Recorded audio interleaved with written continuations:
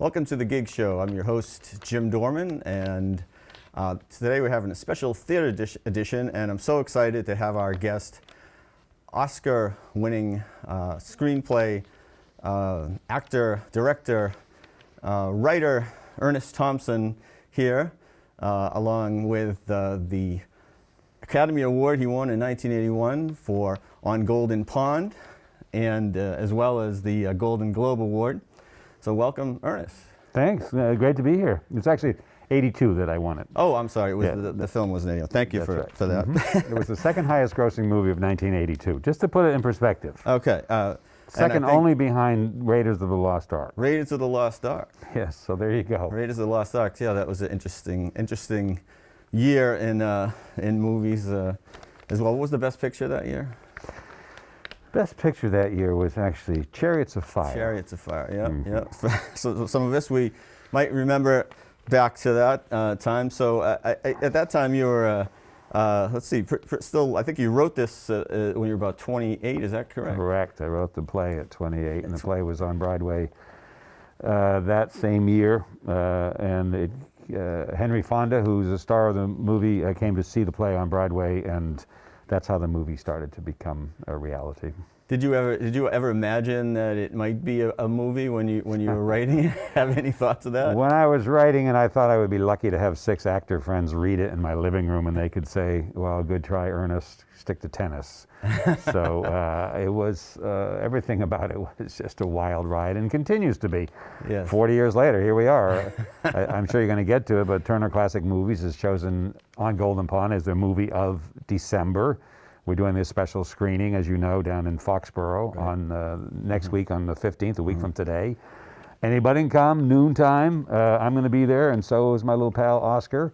But there's still a hunger for this story, and the play, which I wrote first, has been translated into 40 languages and played on 6 continents, and it keeps going. I'm directing a tour of it later this year, next year, and I'm starting to think the thing has legs. I don't know what to say. And I'm sorry, I neglected to mention also that you're in Mansfield in the early part of the year, January 19th. Your play Ask Answer is going to be at the Massachusetts Music and Arts Society. So I think that's about a 3-week run, I think.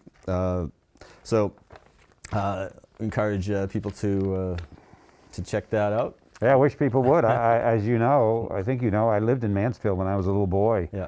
And my wife and I were driving from Mattapoisett, where her parents live, back up to New Hampshire, where our home is. And we decided to stop in Mansfield on the way home and went trespassing behind this building, which was across the street from where my house used to be. Where my house used to be is now Xfinity Center. And so my backyard was the Great Woods back when I was a kid. And we were there having a little picnic, and this guy came out of the building and said, hello, who are you, and why are you trespassing on my property? And I thanked him, and I said I lived here when I was a kid, and he found that fascinating, and I told him how there used to be a marina, and then we'd go skating in the wintertime, and I said, well, what goes on in this building? And he said, it's a theater, which always gets my attention, building this new performance space. So he gave us a tour, and I said, I work in the theater too. And he said, really? And I said, yeah, I'm an actor and a director, and I write. And he said, have you ever written anything I would have heard of? I said, well, some people know me from this play called On Golden Pond. So that's how it began. And so it's such a treat for me. And it's a brand new play called Ask Answer. It's the world premiere at the Mansfield, it's called the MMAS, Mass Music and Arts Society. And I'm excited to be working on it. I'm excited to be back in my old hometown and to be doing a play that is very current.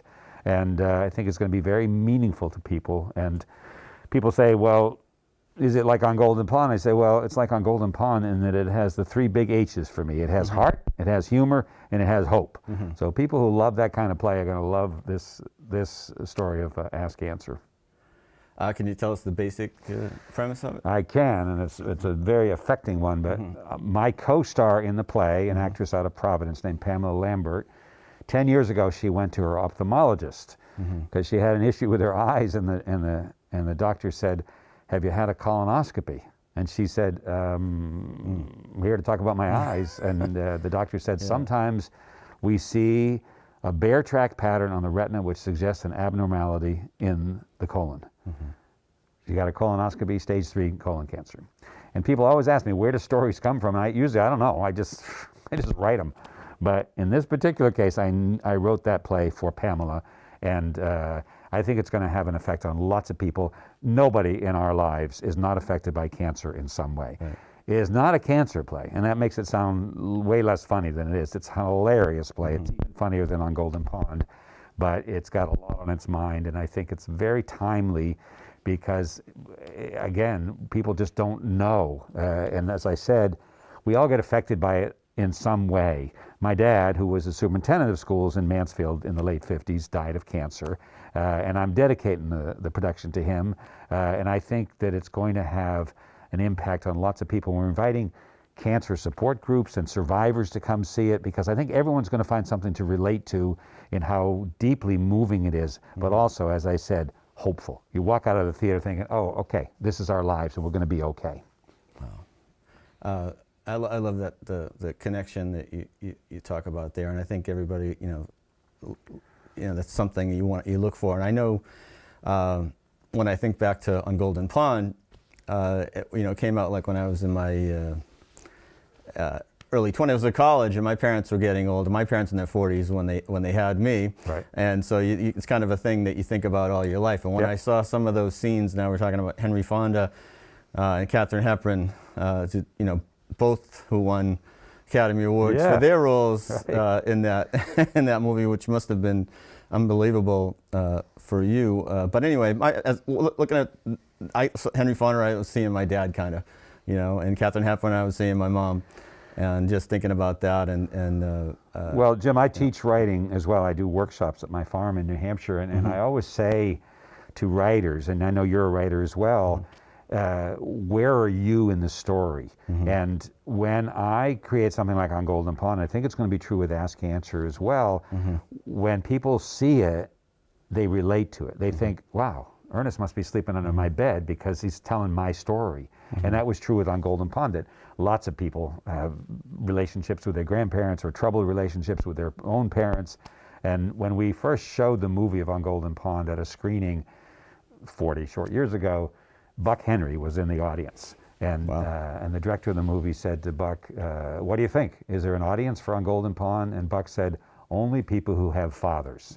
So that kind of narrowed it down. And that's true with Ask Answer. Is there an audience for it? I think so. And I'm excited that people in this area, in the south of Boston, I don't even know what you call it geographically, but that everybody can come have a piece of it, can come feel a sense of ownership. Wow, this play began here at this little theater in Mansfield, Massachusetts, and I'm delighted to be able to help them, to support them, to help them get on the map more. But I love the idea that everyone can have a sense of ownership and say, well, we saw that play at 888 South Main Street in Mansfield in 2022, and I hope it's going to have the same kind of long life that On Golden Pond has. Jumping a little bit back and forth again, it's a new space or a renovated space, I think. It's like a black box theater? It is a black box theater. It's my kind of space, Jim. I love working in a theater like that. It's only 100 seats or so. Very intimate. The audience is really part of the show, which is my kind of approach to theater. I've had plays done in 3,000 seat theaters, and I asked you what the theater was, what size it was here. It's always on my mind. Oh, how many tickets can we sell? But I also love being able to just share the story with audience that close, and that's what's really great about this space that they've built in this building on South Main Street in Mansfield, right across the street from where I lived as a kid, is that it feels as if you're in your own living room watching a play and seeing people who've done a lot of theater. I was on Broadway myself 40 years ago, and Pamela Lambert has done lots of theater locally in Providence, in Newport, in Plymouth, Mass., and a lot of people will know her work as well. So it's a great opportunity for people to come and be part of that. Wow. I was kind of when you started as an actor. Did you start more as an actor, or definitely as an actor? Yeah. Okay. And I doing a little research for our talk today, I just happened upon a little clip from Somerset. Wow. You really went digging. Somerset. You know, I don't know what it was, but it just kind of struck me, and I saw it was a very little intense scene between Tony and his Get out! Where'd you find that? I want you to send that to me. Wow. And his father, and he said, "Hey, Dad, you know, can I sit in on that?" And he's like, "Oh, no, that's." He says, "No, not this time." He goes, "No, come on, I want to put my 2 cents in there." Wow. And then all of a sudden he just ramps it up and says, "No, I'm not. You're not going to get in the game before you put in the game or something." Wow, you got to send me that link, Jim. Yeah, I'd be happy to. It's pretty good because it's some pretty good. So I probably look like my grandson in the thing. But, you look great. when I was fresh out of college, I got cast on this soap opera, and it was called Somerset, but it was a spin-off of a well-known soap opera called Another World. And some of the greatest actors in New York were on it. The guy playing my father, Paul Sparrow, was a fabulous Shakespearean Broadway actor. His wife was Nancy Marchand, who was on Sopranos. And what an education I had as a 21-year-old kid, fresh out of school. And I was on the show for 2 years, and I learned so much about cameras and about writing. And it was hilarious looking back, although I'm not sure the writers loved it. But when I first got on the show, the older actors, Paul Sparrow and probably a dozen really well-known actors passed through in my time on that show, and they would say, "By the way, you can change the dialogue." And I said, "What are you talking about?" Because I came from the theater. I had read 400 plays in college, and the script is sacrosanct, as you know, in the theater. And they said, no, it's okay. You can make the words fit your mouth. And I thought, oh, that's an interesting concept. So I started doing that. I started changing my lines a little bit, kind of with trepidation, and then I got pretty good at it. And then other actors would say, hey, can you fix our lines too? And that's really how I learned to write. Awesome. And I learned to write fast because we'd be given a script on the way out the door on a Wednesday. We'd have to go home and learn it and come back on Thursday to tape it. And so it's sometimes that's how it happens in film, in particular in television. Things happen so fast. What's been great, and you didn't ask me this question, but I'm going to answer it anyway, is that working on a play like this, like Ask Answer in Mansfield, I've had so much lead time, and what a gift it's been. I wrote the play 5 years ago, and I did a workshop of it at Boston University somewhere in the years in between. And so I've had a lot of time to think about it, but when we decided to do Ask Answer at the theater in Mansfield, it was July. We're opening in January, and that is such a luxury to have that time. And Pamela Lambert and I have been working on Zoom mostly for the last 4 or 5 months. And I keep changing, I keep finessing it and fine-tuning the play, which is such a luxury to be able to do. But yeah, I started as an actor. I was on the soap for 2 years. I was offered a play in Los Angeles because I had done a television movie called F. Scott Fitzgerald, The Last of the Bells, and that got a lot of attention. And so I was offered this play. I went out there. I did a television series called Sierra. Not a milestone in the history of the medium, but it introduced me to the Sierra Nevada mountains, which became a big part of my life. And back then, if you got a television series as an actor, you were guaranteed 13 paychecks. And that was just gold mine. Did my series. The next year I was on Broadway in a play called Summer Brave. I got another series after that, and then I was out of work. Wow. And that did not work for me as a kid from a New England work ethic background. I didn't like just playing tennis every day. And so what did I do? I picked up a pencil and I started writing. And I wrote some one-act plays and shared them with a pretty famous playwright I happen to know. And he gave them to a director who took them under option. And so my experience really is the exception that proves the rule, because great things happen very fast with me. And I had an agent, and he said, have you ever thought about writing a full-length play? And I said, just happen to have in my backpack here this script called On Golden Pond. And 2 months after I wrote it, we were in rehearsal. And it opened during a newspaper strike, which meant that the New York Times and other papers didn't have an opportunity to express their true feelings about it, which were not as rosy as you might have wanted. And the play became a success off Broadway. And producers came to see it, moved it to D.C., the Kennedy Center, took it back to Broadway, and here we are, 40 years later. Yeah, and it makes me think of kind of the most amazing moment was when you actually won the Academy Award and gave really, in revisiting it, an excellent acceptance speech. And I really usually don't like many acceptance speeches, but It's very funny looking back at it. I've seen it too. Anybody can find it on my website or Google it. But first of all, they told us to be really quick. So you'll notice, if you watch that, I run. My date that night was Diana Ross. She gives me a kiss. Her lipstick is still on my cheek. But I had this dream that if I ever won an Academy Award, I would be given it by some beautiful actress, the way Adrian Brody was given his by Halle Berry. We would have an intimate tongue kiss, and so I get up on the stage, and the Oscar's being given by this Polish writer named Jerzy Kosinski. okay. I kissed him anyway because I was just. There's no describing what that experience is like. If you think about it, we're into the 90-something years of Oscars. That means not that many people have won Oscars. So it's a pretty elite moment in life. And and I had so many things I wanted to say, and some of them I said okay, and some I didn't say so well. But anybody who knows On Golden Pond knows that a famous line in there is the kid says that when he goes on dates with girls, he's 13 years old, what do you do on a date? Suck face. So suck face became, it's in Webster's dictionary now as a synonym for kissing. And You wrote that?